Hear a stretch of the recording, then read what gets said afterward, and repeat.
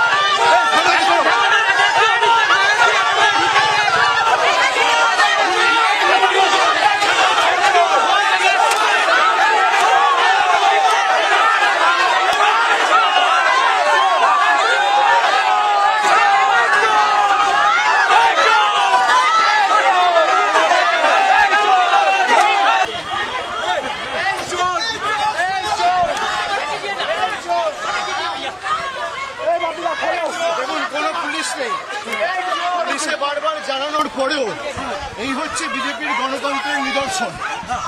আমি হেলমেটটা খালি পরে আছি, মানে মাথাটা ফেটে চৌচির হয়ে যেত। আপনি দেখুন, পুলিশকে বলার পরেও হোয়াটসঅ্যাপে কমিউনিকেশন করা হয়েছে, ফোন করা হয়েছে, কোনো রকম ফোর্সের ব্যবস্থা নেই, কিচ্ছু নেই। পুলিশের প্ররোচনায় এই ঘটনা ঘটিয়েছে। আমি হাইকোর্টে যাব, পুরো ঘটনা আপনাদের রেকর্ডেড রয়েছে।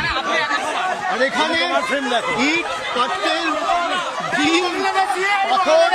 আমি বাংলাদেশি, অভিষেক বন্দ্যোপাধ্যায় ব্রাহ্মণ সন্তান, আমি বাংলাদেশি, আর এরা ভারতীয়।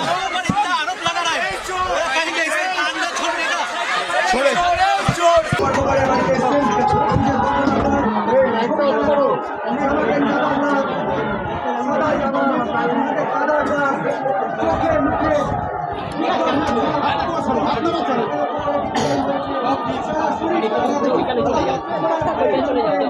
আমার সাথে আমার সহকর্মী যারা এসছে, 2-3 জন মহিলা, তাদেরকে লাথি মেরে রাস্তায় ফেলে দেওয়া হচ্ছে। তাহলে কৃষ্টি সংস্কৃতি এটা? আমাদের দলের একজন আমার সহকর্মী দীর্ঘদিনের, সে মারা গেছে, তার পরিবারের সাথে আমি দেখা করতে আসতে পারি না? আমি এখানে কি করতে এসেছি যে আমাকে এরকম ভাবে আটকানো হবে? যে তৃণমূল কংগ্রেসের এই বিধায়ক আর মন্ত্রীগুলো অক্ষত আছে না, এটাই হচ্ছে বিজেপির কারণে আছে। এই নির্বাচনের ফলাফল প্রমাণ করে দিয়েছে ঔদ্ধত্য এবং একদলীয় একচেটিয়া একাধিপত্যবাদ দীর্ঘদিন চলতে পারে না। কারোর ক্ষোভ থাকতে পারে, বিদ্বেষ থাকতে পারে, কিন্তু এ ধরনের ঘটনা যারা ঘটাচ্ছেন, এটা সুস্থ স্বাভাবিক গণতান্ত্রিক সমাজে কাম্য নয়। এর সঙ্গে আমার দল দূর দূর পর্যন্ত যুক্ত নয়।